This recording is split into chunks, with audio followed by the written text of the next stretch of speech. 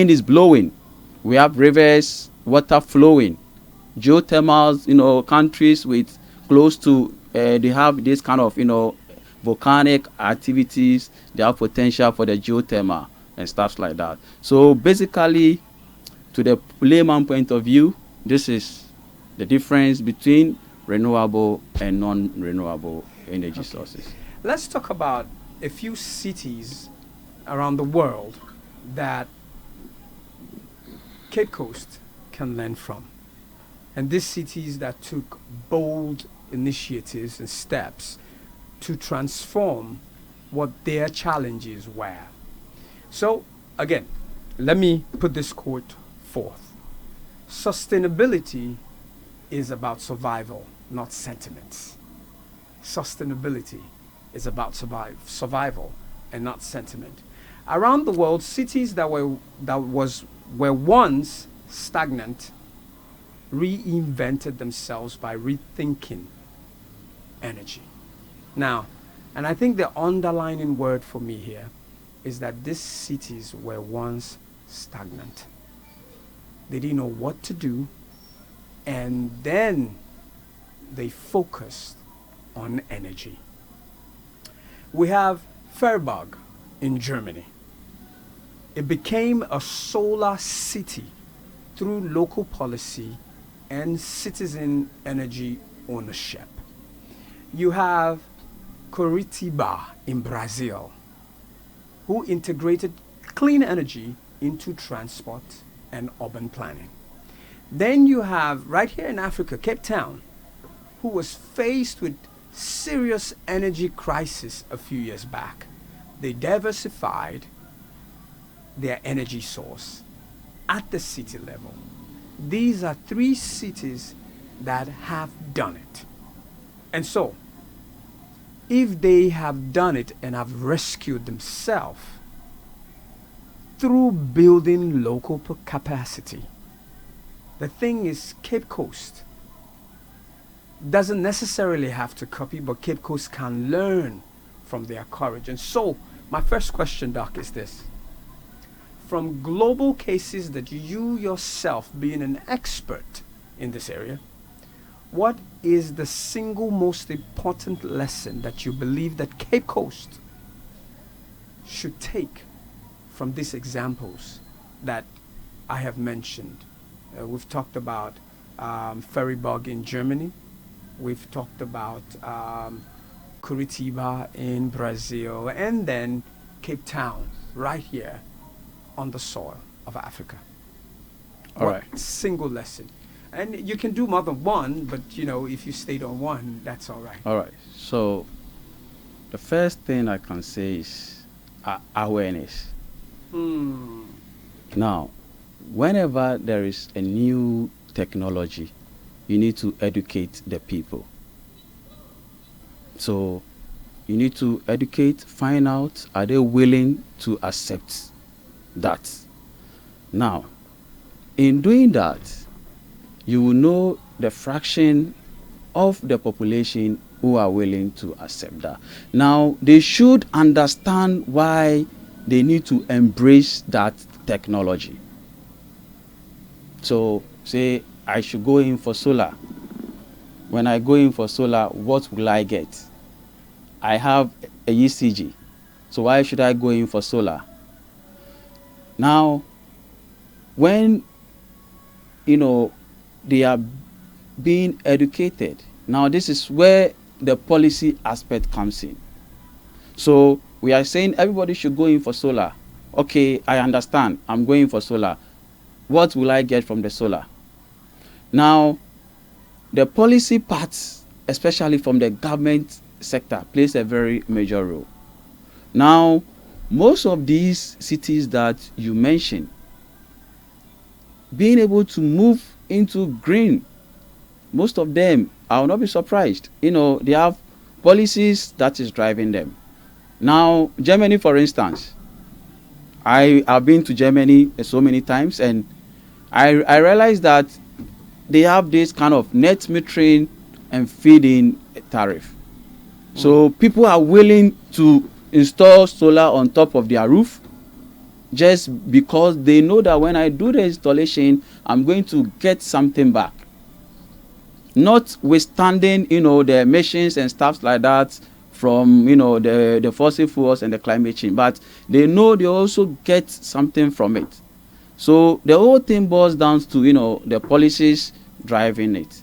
Now, a lot of people want this kind of incentives. I'm going for solar. Now, the idea now is that solar is expensive.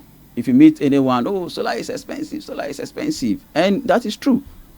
Now, what can you do to make solar cheaper?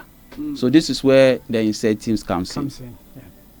Now, okay, we will give you incentive. All hotels here in Cape Coast, we want you all to go solar so that we can reduce the dependency on the national grid. Yeah. Now, this is what we are going to give you.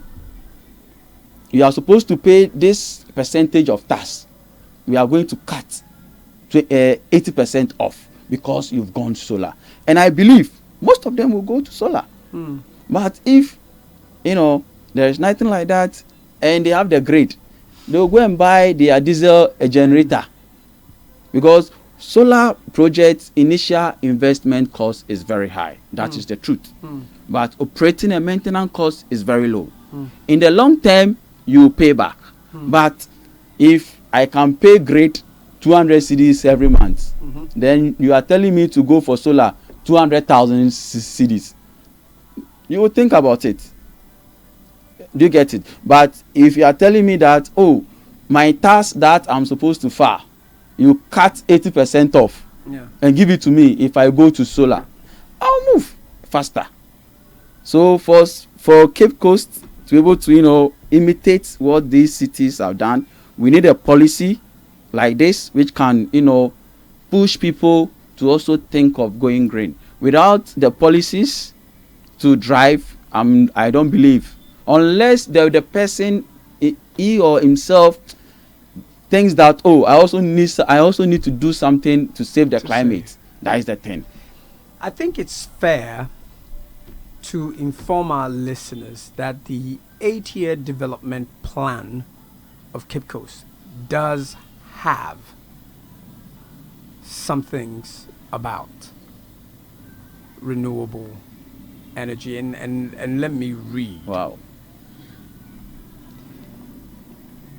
The plan, which is from 2026 to 2033, it was launched in October 2025. The plan emphasizes environmental sustainability, climate action, and upgrading infrastructure, which includes installation of streetlights and improvement to energy efficiency. Strategic focus is environmental sustainability and climate action is one of the 5 core pillars of the 8-year development plan. Specific action in there is that the plan includes initiative to enhance infrastructure through the installation of streetlights and the promotion of environmental greenery. So, in a broader sense, the plan is designed in line with Ghana's national development agenda, which aims to improve energy infrastructure, promote renewable energy such as solar, and reduce greenhouse gas emissions. So the 8-year development plan spanning 2026 to 2033 definitely speaks about renewable energy. And I think that we would take this conversation and do a part 2 of it so that we can have people from the mayor's office, CCMA, to come sit and let's dive deep into exactly what the plan, the sense of direction, what is the timeline for this area of renewable energy. I'll try and see if I can get people out of there for next week's show, and so that we'll bring you back, and then we would also have people from there. But let's go on. We have looked at 3 cities, Cape Town being one from Africa, and like I said, they were faced with severe energy crisis a few years back, and they diversified. Okay, from this example, what realistic thing can Cape Coast adopt, given our size, looking at our economy, the fact that we've just moved from 33 kVA to 66, that in itself is a big signal. Sure. Okay. What can Cape Coast learn? Again, looking at our size, our economy, our geography. Where do you think we should come from? How should we go about it? All right. So the lesson we can learn from Cape Town, the first is, as I keep saying, policy, the incentives. Because most of my research I've done, I've realized that even sometimes at 100% capital subsidy, solar is still expensive. It cannot even compete with the great tariff. Yes, at 100% subsidy. Yes. You know, you make me want to mention, I know he wouldn't like me to, but you make me want to mention one man who is driving such an agenda in Cape Coast. He so happened to be my CEO. His house is on solar. This business is on solar. I know someone may ask, but you just went off. Whatever that technical issue is, I don't know. I can't speak to. But I can tell you that from 6 a.m. in the morning to 5 p.m., okay, on daily basis, we run on solar. Wow. It's only in the evening that we switch off. And from 5:30-ish down to, midnight till the morning that we go on the power grid. So that exactly is the only reason why we went off just a few minutes ago. But he is investing into such. And people like that, just the idea that they are investing in such, Cape Coast needs, like you say, GRA. Oh man, they were here today. I had a meeting with them. But these are the kind of things that would encourage. And indeed, Cape Coast is tourism in itself. If that incentive, that conversation was had with hotels and say, we need you all to go green, solar, we will give you X, Y, Z as incentives. I think that indeed will begin to change things. Can renewable energy work efficiently without massive national investment? In other words, can Cape Coast as a city decide and say, we are going, we don't need no help from the government, we want to make this happen by ourselves? Do you think that is doable? You cannot do away with the government. You need the government. You need those political guys to back you. We in renewables, we have different, types of barriers. The technical barriers, the economic barriers, the socio-political barriers. We also have, the financial barriers. So the political side too is there. So we cannot do away with the government. And we have a national target for renewables. As we speak right now, we set a target to achieve 10% share of renewables by 2020. And we are in 2026. If I tell you the target, you will laugh. You see. So Cape Coast, we will still need the government. Now, the government can help bring in private investors. For instance, we have this multinational donors, World Bank, AFDB, and the rest. So the government can, find ways and means to liaise with them, and, there can be funding for, some of these projects. So we cannot do away with the government. So Cape Coast, we need to involve the government. Okay.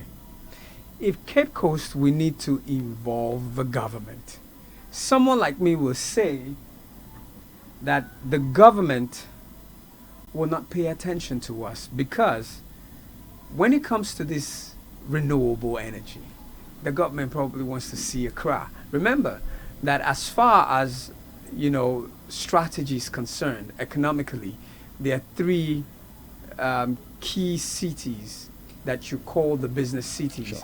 in Ghana, and that is simply Accra, Kumasi, and Takoradi. My fear is that the government will never pay attention to Cape Coast until and unless these three cities are empowered in that direction. So, does Cape Coast, and I'm deliberately re-emphasizing the question, does Cape Coast have to wait for the government or Cape Coast and the business minds in Cape Coast and those who are wealthy enough, those who have the influence, can come together and begin to cause transformation in the area of renewable energy? All right. So, if you take the government, for instance, the government has a very huge task. Okay. One, SDGs, Sustainable Development Goals. There's 17 goals. It is the mandatory of the government to make sure that they achieve this goal. So if the government focus is only on these three cities, then the rest of the cities, there will be a major problem. Because he has a mandate to make sure that there is zero hunger, quality education, clean water, affordable, clean electricity, sustainable cities. Do you get it? So the government shouldn't focus only on these three cities. And for me, I believe, the leaders in these cities can also make a case. They can, come up with their own structure, plan, like, the plan you just read. Okay, this is what we want to achieve. We want to start something. We want to involve you. Which role can you play? How do you push us? How do you push us to the international market? But Doc, don't you think that the private sector must kick-start that practicality, then for the government to see that and find it noteworthy enough for that investment? Sure, I totally agree with you. That's why we have the PPP, public-private partnership. Yeah. So these three guys, they always come together to work. So when private sector starts and government sees that, oh, these guys, they've been able to do this and that, how do I push them? Even Cape Coast can even use that one as a case study. Exactly. We ourselves, we've raised our own money to do this. We want support.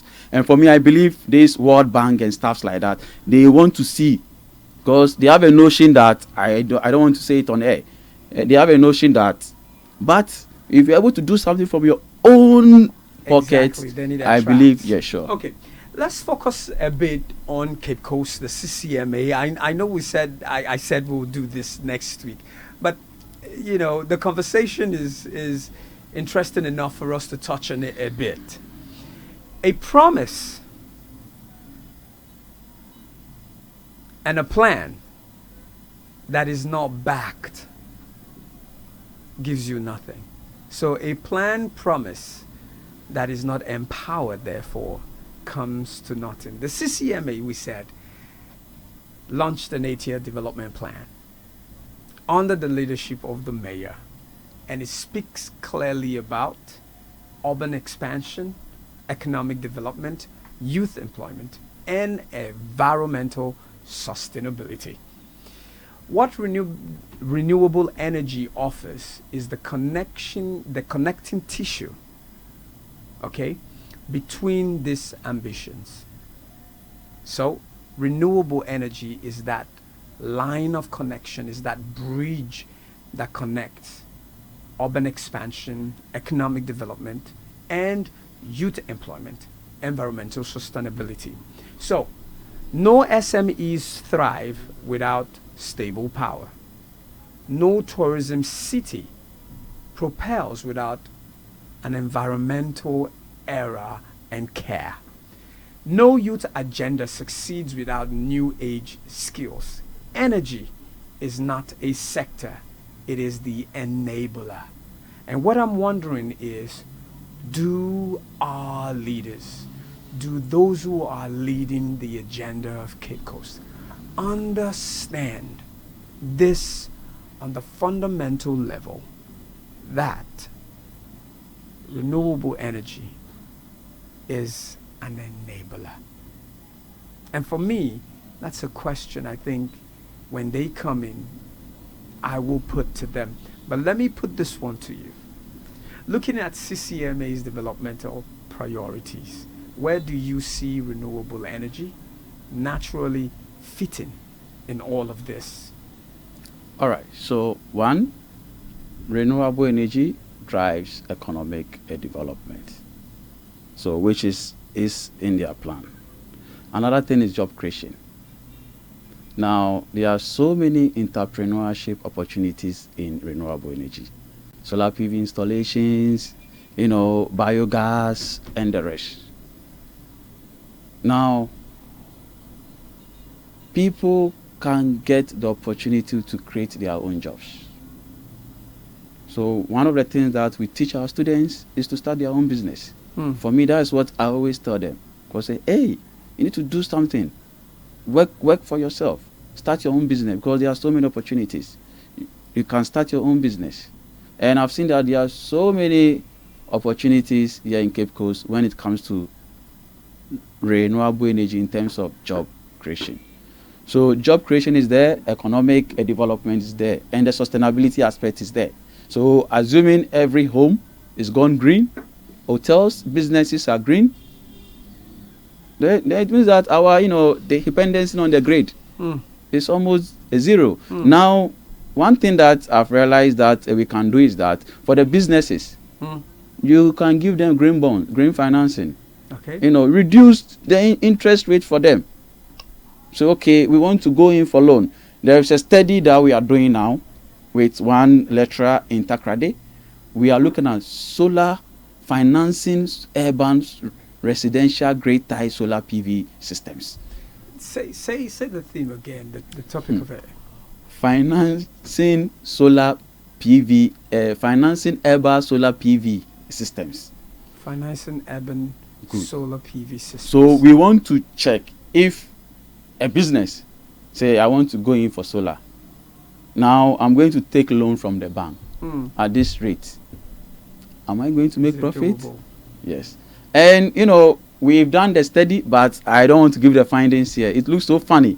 Okay. We have to run a lot of sensitivity analysis to know when that business can break even.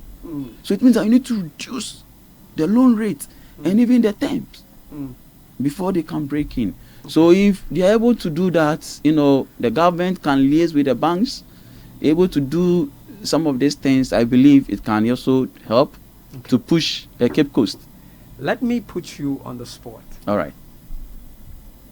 How can institutions like yours, Yes, Cape Coast Technical University, UCC, I've been on the back of UCC Sure. last, in the month of December, where we looked at who speaks for Cape Coast, and we looked at the rebirth of Cape Coast. And my argument is that there is no reason why Cape Coast should be where it is as the Asian city, the first capital city, when you have the best university in Africa situated in that city.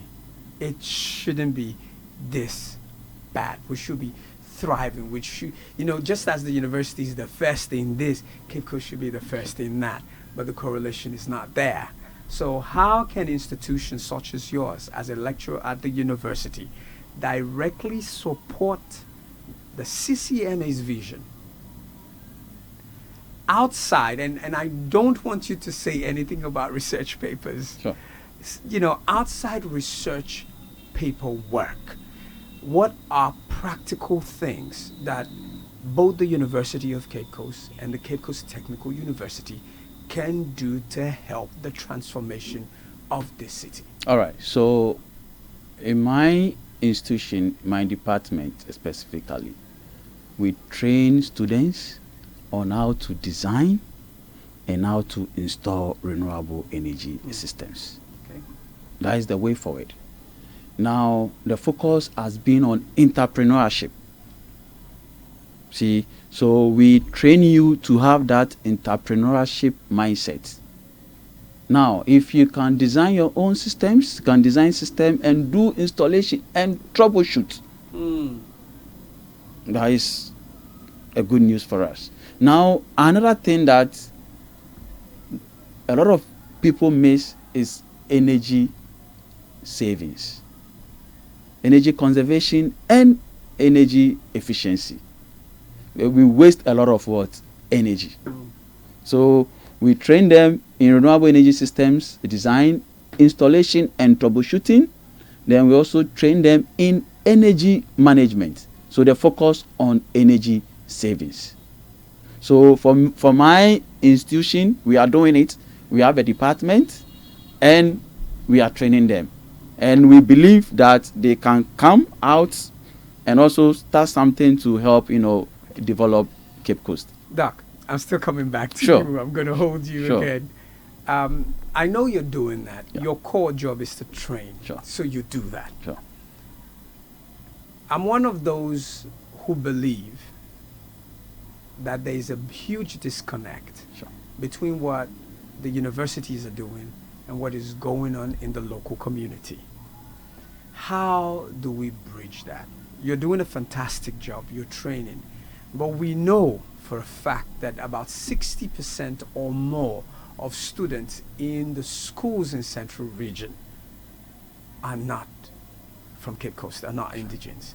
So all of those knowledge is taken out of Cape Coast. So the key for me, and I'll quote this from tourism, you see, when tourism does not benefit the local community, then that's not tourism. And I want to say the same thing. If the two universities and all the work that you guys do, fantastic and amazing job, if it does not benefit the local community, then you guys are doing nothing. So how do we build a bridge between this amazing work that you're doing in the classroom and the city that needs rebirth, Cape Coast? Yeah, this is a very good question. So what we can do is, we started something. We started solar PV training and installation. And the focus was for the indigenes here in Cape Coast. Okay.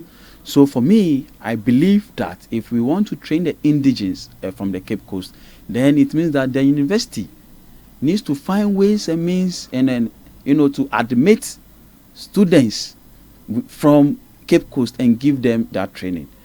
When we started that solar training, we spoke to one or two political people. I don't want to mention them. Then they brought their own people. So this is my people. This MP and they brought their own people. This is my people. I want you to train them. So I believe, I believe that when we are able to, look for the people within Cape Coast and give them the training, and I think it's a, win for us. So we need to look for the indigenes and give them the training. Doc, Yeah. again, I'll go on a limb here. I think that TW Radio Sure. is willing, any day, any time, to partner such an initiative. Okay. We can put out the clarion call. We can do the CFIN, the selection, in partnership with you. And I think some of this training should be taken outside the classroom, though, so that it becomes more of an informal educational approach rather than a formal one. And then do this training. It could be short courses, 4 weeks training, 8 weeks training. Let's get, behind us here, and no disrespect to my people behind our building here. Teenage pregnancy is unbelievable on the rise in our communities. Between the moment a young girl is 13 years old, 13 years old, she's already involved, practically pregnant, about to have a baby. That's the reality that we face with our neighbors, because it's just behind us. And so if we were to take such programs out, the biggest thing that have happened so far is Pragia driving for young men. And now those men are local money heroes. But at the end of it, it affects the young girls because access to money, it's blown. If we can penetrate, I know my CEO will sign off on this and we can put this together. And in no time, we probably can get funding. So I'm putting that call out. Sure. And my former CEO, which is now the VC Sure. of your university, is hearing me. Sure. Prof, let's do this. All right. You know, let the big boys, my CEO and VC, gets into that conversation. Yeah. All go right. ahead. So I think this interview has happened at the right time. Yeah. So today we had a meeting. Okay. And the focus was on training, short course. Okay. You know, we started this short course with one company here, Solid Home Appliances. They are into, you know, manufacturing of these LED bulbs and solar PV installation. Now, we realized that the numbers were not coming because of advertisement and all those things. So we had a meeting this afternoon and we want to, you know, bring back the training. Okay. Yes, bring back the training, short courses. So we do it for like 8 weeks. Beautiful. So the main aim is we try to give you some theoretical background because you cannot be an installer and you don't understand why you are putting this thing here. So you need to get some theoretical background. And the funny thing is that we were blending the fancy and the English. Yeah, because we realized that some of the guys, you know, couldn't speak the English. So we were blending the fancy and the English. So I think this is a good call. And I'll discuss with my VC, with my team. We'll discuss with with the VC. Then we will come back again, you know. Then we'll see the way forward. Yeah. So we will come back again. And when we do come back, we're going to look at what must happen next. Okay? But for now, I'll play you the song The Power of Love from Luther Vandross. And just before I play it, let me remind us that TW, this month, coming month of February, the month of love, in Ghana we call it the chocolate month, is bringing you Love Rendezvous. When we come back, I'll tell you more about it. Enjoy The Power of Love from Luther Vandross, and we'll be right back.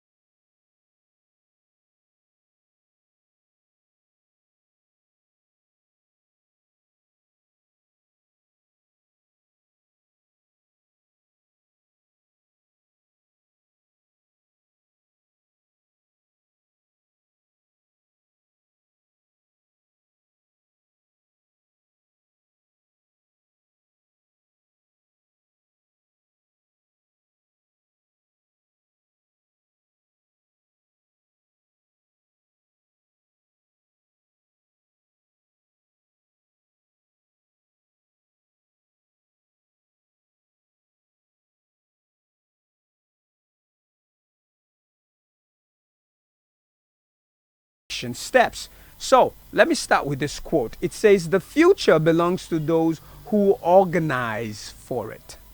The future belongs to those who organize for it. And that is coming from Malcolm X. We know that CCMA has shown a plan. So we want to believe that is the first step to organizing for it. This is the moment where talk must give way to action. Renewable energy success requires policy clarity, skilled manpower, financing models, public participation. The sun already rises over Cape Coast. The wind already moves around our coast. The knowledge already exists in the institutions. What remains is coordination and political will. So, my question to you, Doc. What are the first 3 actionable steps Cape Coast must take immediately towards renewable energy future? All right, so basically, The first thing that Cape Coast can do is, as in our previous questions, we've realized that we need to start something. Now, based on this, is it the CCMA, right? Yes, the CCMA The is CCMA, definitely good. leading Sure. the charge. Good. So now, we should start something before private partners, government can also come in. The CCMA can, initiate something. Okay, let's say at CCMA, we've done this, installation to push the drive. Now, we are investing in this total amount of youth. Let's say we have 200 youths. We are training them on renewable energy. We invest in them. We send them to the training and what have you. We invest in them. Say, these youths, you are the future leaders when it comes to this, our plan. So they can do that. First, they need to take their own initiative. Do something. Invest in the youth. They also need to make sure, the community understand what they want to do. Because if the community doesn't understand, there is a problem. Recently, there was a video that I saw. There is a community, they built a mini grid. They don't have electricity. They built a mini grid for them. Now, they were they were experiencing drought. And they started breaking the solar panels. Oh. Yes. Because the chief priest there says that it is the solar panels which is, causing the drought. Wow. Because at the point of development, they did not involve them. They didn't let them understand that this solar mini grid, this is what it does. So their mindset, thoughts, is this. So for me, community awareness all over. This is the future. We want you people to be aware. Now the focus has been on, moving from charcoal, firewood, from cooking to solar and electric cooking. And a lot of people still use firewood here in Cape Coast. Yes. Yes, and if you want charcoal. to, and charcoal. And if you want to, develop, you cannot develop with that. So engagement, we need to engage the community. Let them get involved in this. When they understand the concepts and they embrace it, it will be very easy for them. Staying true to the community, how do we ensure that renewable energy will be a source of job creation for the youth, and not the fact that we'll begin to import solutions into the system because we are going renewable energy? So how do we ensure that renewable energy is the source of job creation rather than imported solutions? Okay, so when there is a solution and it can be solved by a renewable energy, you surely need someone to solve it. Now, doing installation of a solar PV system. Now, first you need the solar panels, you need inverters, you need charge controllers, and the rest, normally called as the balance of plant. Now, for this installation, when you have locally trained people, they'll do the installation. You don't need to bring an expert from somewhere to come and do. So we have to train our people. And as we've discussed earlier on, we need to organize training, train our people. If that is our focus, we select a number of people, we train them. These people, they are the experts here in Cape Coast when it comes to renewable energy. Well, let's give them the training, and I believe it's it to be a game changer. What role would you say that citizens should play outside the government, rather than we waiting for the government? What role should citizens play to make this transition a reality? All right, so the citizens should be willing. Now, they should not be self-centered. Now, we need to understand that they also need to, contribute their quota. So, the citizens should be willing to also do something to contribute to this agenda. Fine. The citizen investing, can be a little bit issue, but we also need to find ways and means to do to motivate them. Yes, we have so many ways to do that, to motivate them to do that. So for me, I think the first thing is the willingness. Well, if someone is not willing, that is where the problem is coming from. So most of the renewable energy, people should be willing. Say, oh, we are interested. We will get ourselves involved first. Then from there, you find ways and means to do what? To motivate them. So that they can more or less enhance their willingness that, oh, we want to move further from this level to another level. Doc. Yeah. I'm left with about 24 minutes to the end of the show. We've talked about renewable energy.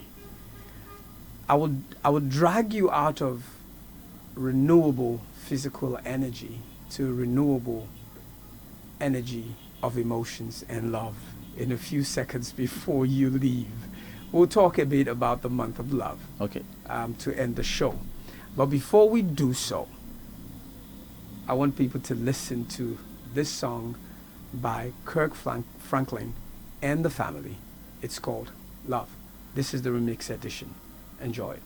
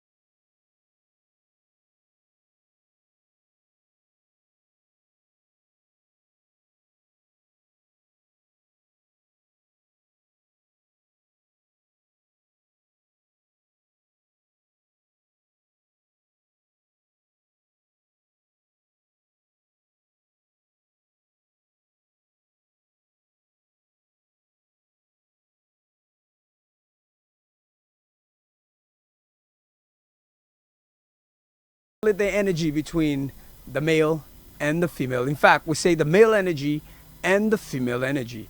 These are also renewable energies. So, Doc, we will talk about renewable energy. We will talk about love to end the show. But I am demanded to go for a short commercial break.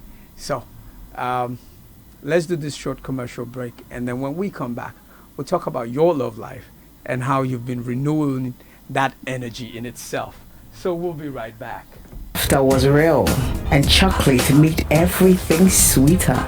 This Valentine's Day, TW Radio invites you to the Love Rendezvous, a premium chocolate and love experience. Live on Saturday, 14th February at the Ridge Royal Hotel poolside from 11 a.m. prompt. Come enjoy love games, chocolate experience, music, memories, and connection. Whether you're single, dating, engaged, or married. If you're single, your ticket goes for 100 cedis. Couple, 180 Ghana cedis. And VIP table, 4-seater member, 2,000 Ghana cedis. Love Rendezvous is proudly a TW Radio event in partnership with Ridge Royal Hotel and supported by Club 161, Lemon Lounge, Park Springs Hotel, 𝐍𝐬𝐴 and Cafe, Aquat Supermarket, BB Winery, and more. You can call 050-3492-633 or 0243-352-362. Love Rendezvous, it's part of TW Radio's Chocolate Month Fiesta.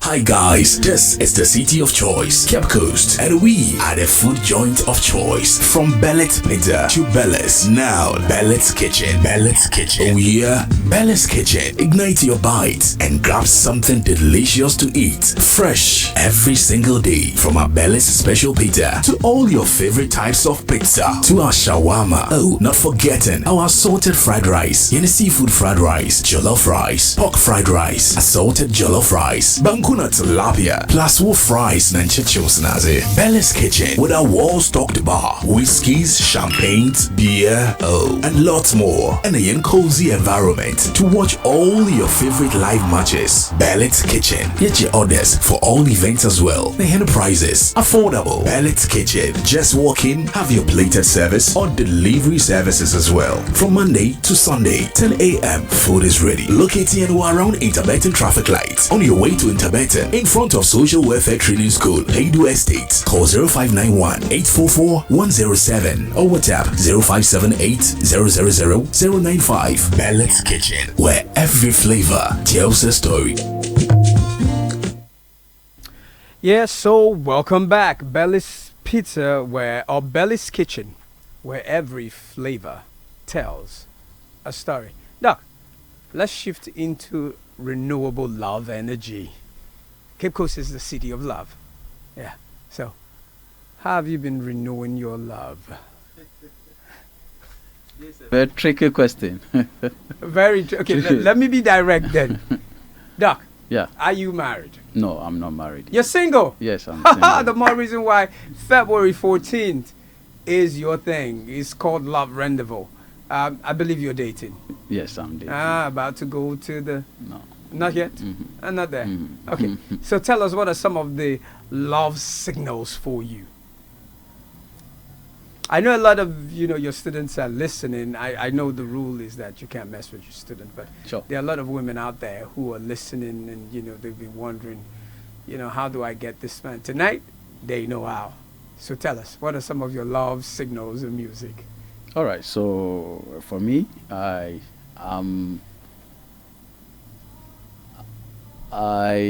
am so much interested in people who are very smart. Yes, and I like people who can start conversation, and those who can involve themselves in the conversation.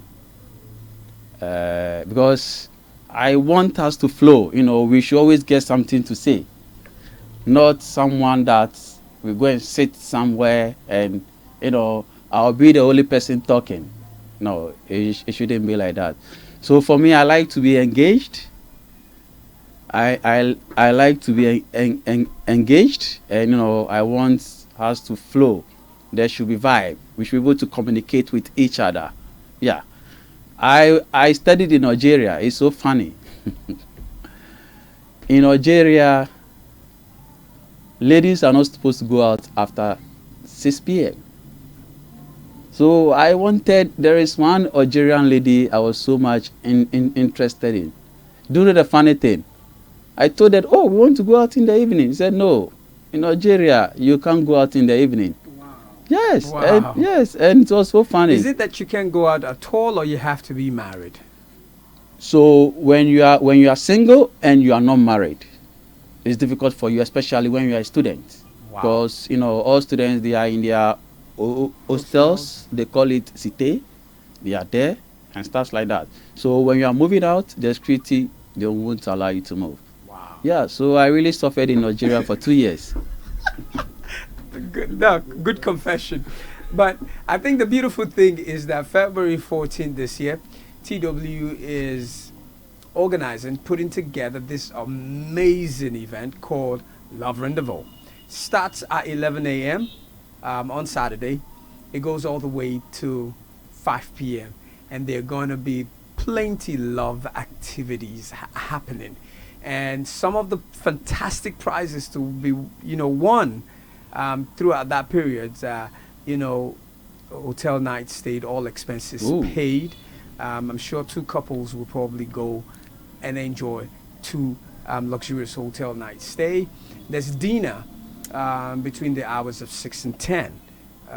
The morning event, which is by the poolside of the Ridge Royal Hotel, is going to happen, and the tickets for that is 100 Ghana cedis for single, 180 Ghana cedis for couples, and for those who come as a group, want the VVIP experience, that you also get at the cost of 2,000 Ghana cedis. Then we move to the evening, where we're having an amazing dinner, with love and chocolate, and there will be plenty of chocolate bites and chocolate snacks on the house for everyone that comes around. And then the dinner happens between 6 p.m. and 10 p.m. And for those who are energetic, who can party all day, all night, we move the crowd to Club 161, and that's where the Fire and Ice after party is going to be happening. And Doc, I'm sure you're going to be there. Sure, I'll be there. Definitely, I'll be there. I look forward to you and I having some dance party and coming in with the love of possibly our lives at that point. And so, Doc, I would want you to, at this point, say anything else that you think is important for us to have, and that you want to put out there, that you think we've not touched on, that is fundamental to the conversation of renewable energy. All right, so the first thing I would say is energy savings. So basically, focus on energy management. I've realized that, we waste a lot of energy, especially here in Cape Coast. Now, when it comes to energy management, we can go in for energy efficiency. You are in a single room and you are using a 20-watt bulb. No, you are wasting energy. So why don't you go in for a 6-watt or a 9-watt bulb, just to save what? A small amount of what? Energy. And I keep telling my students that for me, sometimes I spend less than 100 cedis on electricity, and they get shocked because I do a lot of energy management. Most of my appliances are very, very efficient. So I save money. Instead of giving it to UCG, then that money that I save, I buy my Guinness, then I drink. Doc, I think what we have to ask you for is to give us about pouring out to save the energy. Because, a lot of us just go to the store and just say, I want to buy a bulb. Oh.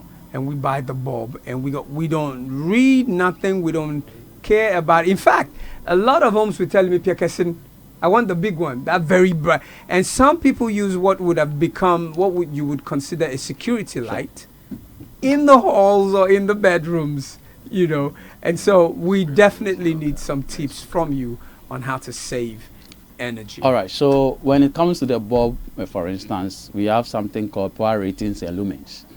So the power ratings is how much power that bulb it consumes. We have some bulbs, their power ratings are very low, okay, and their lumens, the lumens deals with the brightness. Okay. You might see a small bulb, the lumens is equivalent to a bigger bulb. but its power ratings is very low. So, So how do we know this from a layman's point all of right, view? so when you are buying a bulb, just look at the box. Behind, there is some specification over there. You will see that they've written either 6 watts, then the lumens, and you even see the energy savings, those star Written on it ratings. as well. So what would be your recommendation, real quick? What recommendation would you give young men and women, chamber and hall, self-contained? What recommendation in terms of bulb? What should they look for? 60 watt, 30 watts? What should be the lumens? So it depends on the size of the room. Okay. If it is in your bedroom, you can go in for 9 watts. Okay. Washroom, you just go there to, so a washroom can be just 6 watts. Yeah. Washroom can be 6 watts. Also. Just go there to take your shower. But for your bedroom, perhaps you read in your bedroom, you can increase it to 9 watts. 9 watts. Stuff like that. Wow. And another thing is energy conservation. Yeah. When the appliance is not in use, switch it off. Thank you. So for me, for instance, when I go home, I live in a 2-bedroom. Right now, if I go home, I'm going straight to the bedroom. My all light, everything is off. When I leave the bedroom, I come to the hall, I make sure my bedroom light is off. So it's only my hall light is on. So I do those things and it saves me manage. My fridge, when I realize the load inside the fridge is small, I regulate it just to minimize how much energy it consumes. Then I make small amount of money. Then on Friday, I come to Club 161. You can drink a little bit. I drink a little. Anyway, Doc, before you go, I have good news for you. The information science department, your students say they are taking care of you February 14th. Wow. All expenses paid. Wow. They're taking you to Love Rendezvous. Wow. From Love Rendezvous, you're going to the dinner. And then, obviously, they're joining you to Club 161. So I just got a text message. That's perfect. And that is what your students are doing. Your final words, Doc. All right. So I want to give a shout out to TW Radio. When I entered, I realized that TW Radio is on solar. And this is perfect. So I want to say kudos to TW Radio, for trying as much as possible to push the green agenda. Yeah. Definitely. So I'm really impressed. And I just hoping that other organizations and institutions can also imitate the same thing. Yeah. Thank you so much, Doc. You're welcome. We hope we can do this again next week. Sure. I'll do my best to get CCMA here, and then we can have a more in-depth conversation about what the plan of renewable energy for the rebirth of this ancient city, Cape Coast, is. Thank you You're so welcome. very much, You're Doc. welcome. All right. Every generation is confronted with a moment where it must decide whether it will merely inherit history or shape destiny. I'll take that again. Every generation is confronted with a moment where it must decide whether it will merely inherit history or shape destiny. Cape Coast, this conversation does not end tonight. It rather begins here. For so long and for too long, we have spoken about development as something that must arrive from somewhere. From Accra, from government, from donors, from the future. But history teaches us something different. Cities that rise do so because the people decide to rise first. The sun that shines over Cape Coast is not symbolic. It is practical, it is persistent, and it is powerful. And yet, power without purpose is wasted energy. Renewable energy is not just about solar panels and wind turbines. It is about self-determination. It is about deciding that this city will no longer grow by accident, but by intention. It is about ensuring that when Cape Coast expands, it does so sustainably, economically, socially, and spiritually. We have the institutions, we have the intellect, we have the youth, we have the land, the coast, the sun, and the wind. What we need now is alignment. Alignment between policy and practice. Alignment between education and industry. Alignment between leadership and citizens. Because a city does not change when plans are written. A city changes when people act in agreement with a vision that is shared. Let it